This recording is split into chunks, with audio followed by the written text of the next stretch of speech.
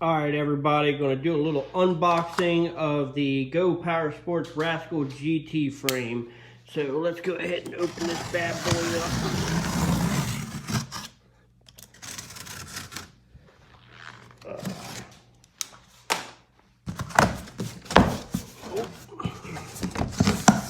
Paperwork.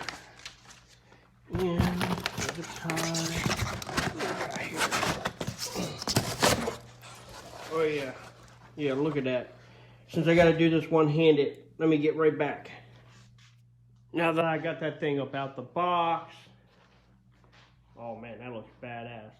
They did zip tie the forks, and I did order my my rear brakes with that.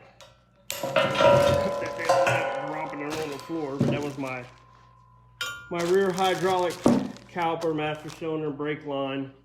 But yeah, look at that. Oh man, that's awesome. But definitely looking forward to this build. Do me a favor, go down below, hit like and subscribe. We're going to be bringing you the full build here shortly, so stick around.